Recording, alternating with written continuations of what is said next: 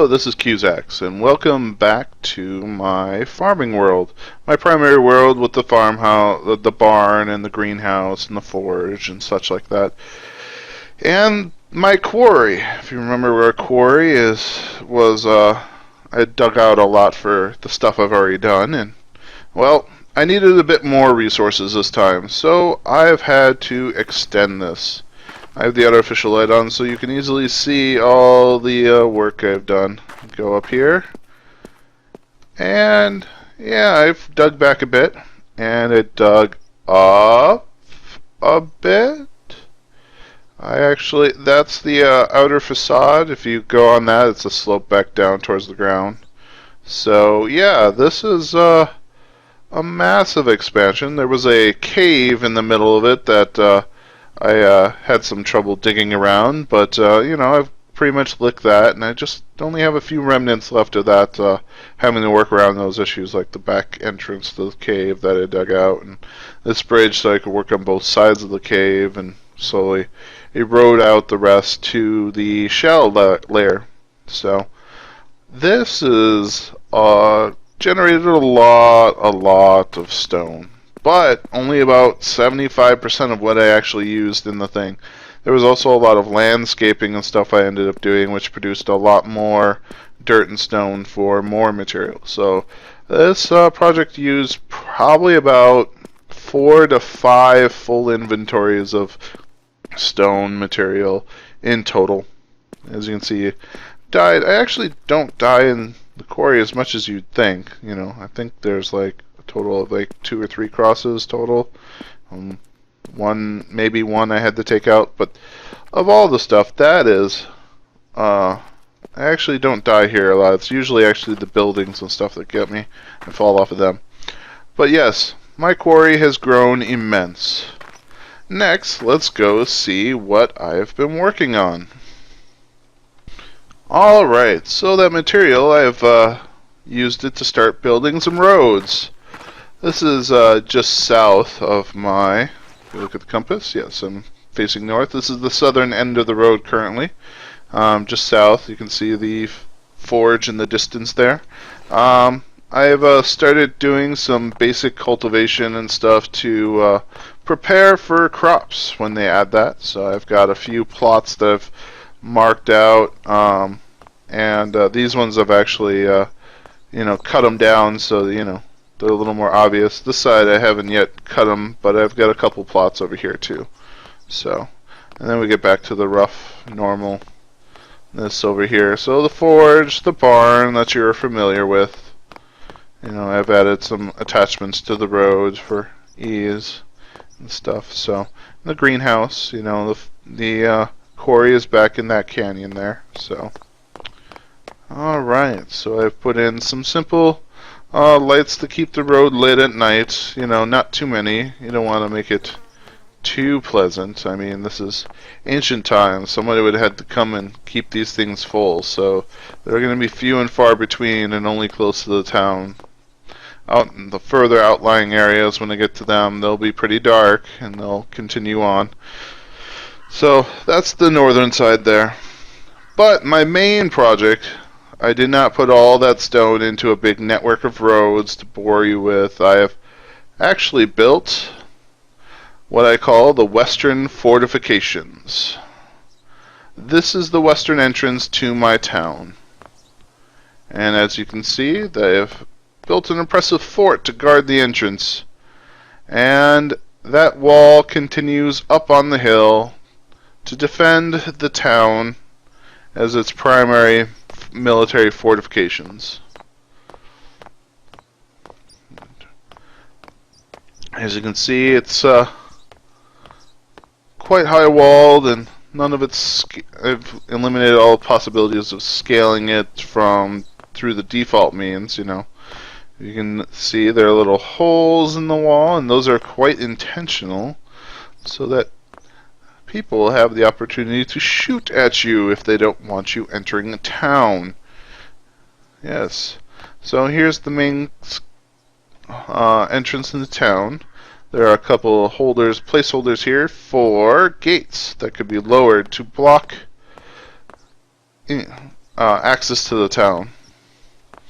I didn't, I assumed there'd be carts and stuff, so I recessed the torches and things, so to make sure that those don't interfere with passage to the thing. And this side's a little lighter fortification because, this is supposedly the safe side, but there's no way to access it. Let's keep going. Alright, so I have a lot of road building to do before I start working on town structures and stuff. I usually like to build my roads and then build the buildings. And the roads are based on the landscape and stuff like that. So one of the things that the landscape has told me is how to get into the fortress. Well, if we follow this road, we have to go up this jagged cliff here, or jagged rise, I guess. Got some lights and stuff.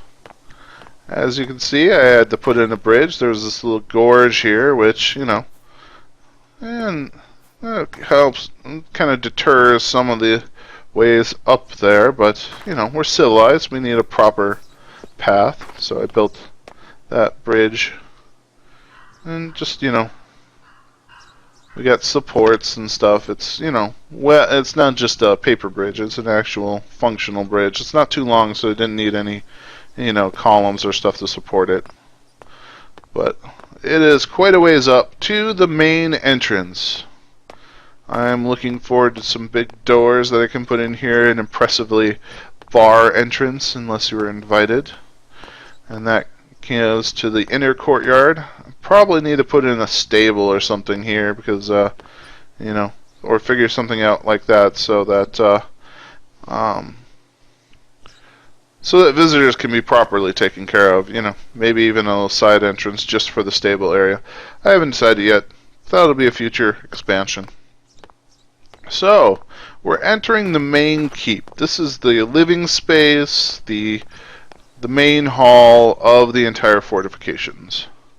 So, everything facing to the west, which would be this wall here, has no windows, because that'll be the most likely source of threat. So, everything in that direction is quite closed off. But if we enter the Great Hall, where soldiers can eat and such, you will see that there are some windows in here. The first feature I put in was a fireplace. You need to keep this place warm for the soldiers who have to go stand out there at the night watch and stuff like that. So when they come get a meal on their benches that will be forthcoming, I assume we'll get some benches from the developers. I'll be able to replace these with proper benches, but once I do, they'll be able to sit here and eat their meals and such. There's some storage and things. Up there, this is the wall captain's dining area for his lieutenants and any guests of the wall captain. He can look down upon his soldiers and sergeants and stuff as they take their meals.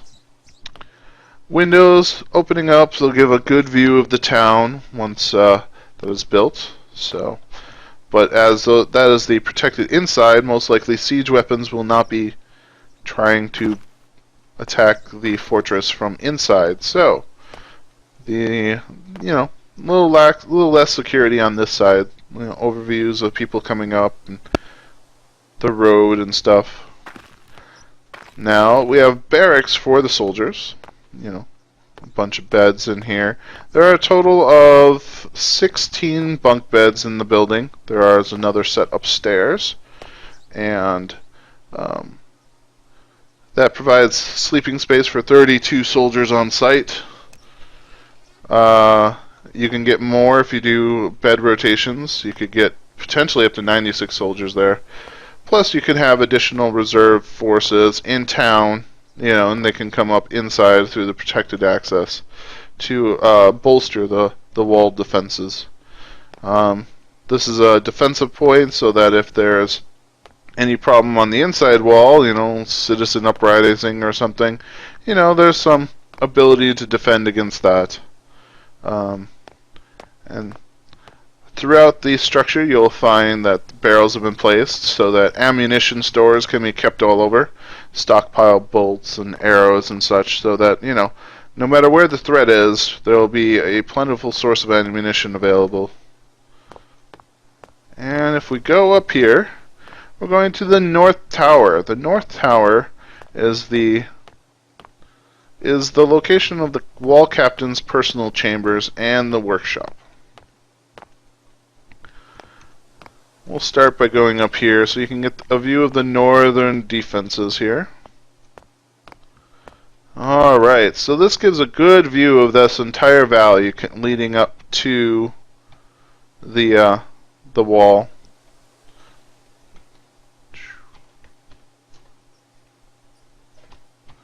And you can see that a simple wall extends to prevent that valley from being exploited by would-be attackers. And given the rough terrain, siege weapons are unlikely to assault there. But this vantage point gives you a different area to attack any wall scalers or that type of thing, and keep an eye out for, another avenue of attack. And then the north road will continue on through this here, and you'll be able to see it run through the valley as it heads north to places on high. You can see where I've tried to block scaling of the walls with carving out from the mountains, but I think we need a better solution, because that's a nice mountain, but it's not hard. You can just pretty much walk straight up the side before I put a gout in it. And so yeah, something needs to be done about climbing, because it makes it really hard to make any defensible locations. So, without building intensive structures like this. So, the wall captain's chamber is here. He gets a little desk to keep working at, and it keeps his stuff. Some nice windows to overlook areas, and pretty nice, private quarters, given everybody else has the barracks. Out here, again, more view of the area. Now, since this is not unassailable here, and if there are any attackers that come up, I want to be able to shoot them through these murder holes and such, and attack them from here if they're further down, while still defending the archers. And so these continue along the north wall portion of the defenses. Here's the roof of the dormitory and the upper level, the upper barracks. A little nicer. This is obviously for the higher ranked members, probably. But if we continue along, more good views of the northern road. There's the chimney from the fireplace. Another internal perch to which to see internal traffic coming up to the fortress. And let's continue on the wall, because this is all just the main military complex to support the soldiers who guard the gate. And the gate, which you can see, is at the bottom of the stairs. So soldiers are going to be good at stair climbing. Lots of stamina, at least on the way back up. Getting down to the defense is a lot easier. So, come down, you'll be able to see what the defense is up to, where the assault's coming from. And you can continue down through the tower into one of the first arrow perches, which is designed to attack things coming along the road here. And,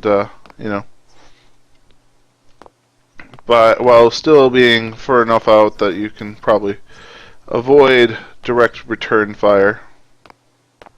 As we go down to the main parapet, this is over the road. You got a couple murder holes there, and this is the gatehouse behind here. If one of the things that'll be interesting is that you can try, since this is built over a low hill, there is no pounding through it with catapults. But if somebody wants to foolishly use catapults, they can probably knock down the gate tower, which will probably force or cause both of the gates to slam shut in one or both, you know. I currently have no placeholders because I'm not quite sure what they're planning for mechanics and stuff. So I've kind of left this open for the mechanisms that would be there, but I'm thinking asymmetrical. The control will be here, the wheel or whatever, and that would do the pulley system to raise and lower the inside gate, and then same thing there, controls for the front gate. So I should probably put some doors on there, I think. But let's keep going. Here's the internal parapet. You know, not as defensively sound because that's the safer side. Not completely.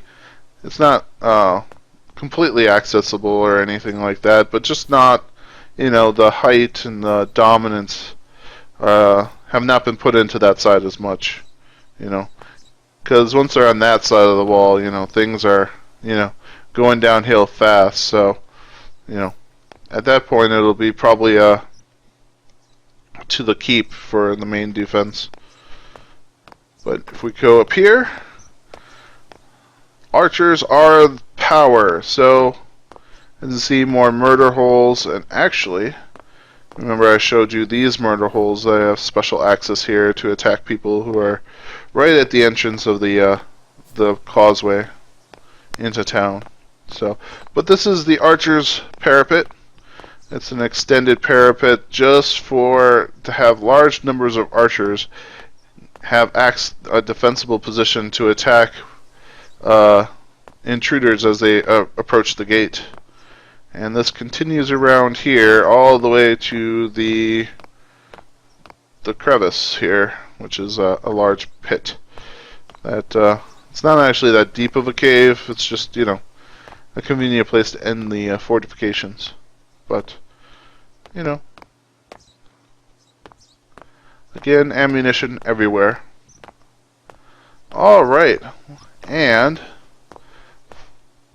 next I'll do a quick flyby of the entire defensive structure at night, just to give a good impression of what this, you know, fortification looks like and the sheer scale of it. So, be right back. Alrighty, since you've seen previous videos, these are probably good representations for scale and stuff. There's the barn house, and there's my greenhouse. And we fly into the road. And here's the archer's parapet. Defend this area down here. And then we have the main structure with the gate tower in the middle.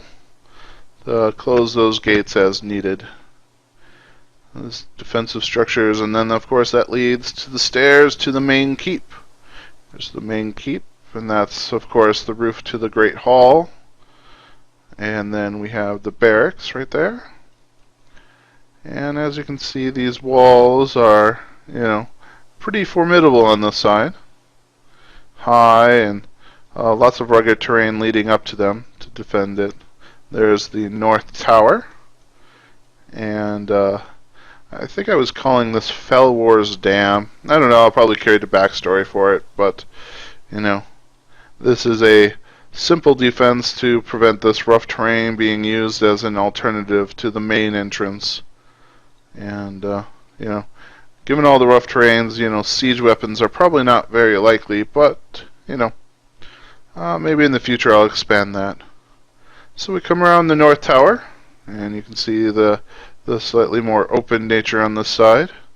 Here's, of course, the main entrance with the North Tower up there, main entrance, and then we have the barracks, interior perch, and then, of course, the Great Hall. This all goes down to the inside of the complex.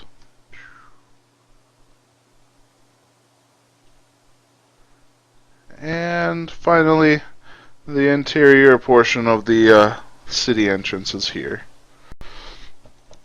I hope you've enjoyed this project, and we'll see what I do next. I don't know yet. We'll decide. If you have ideas or comments,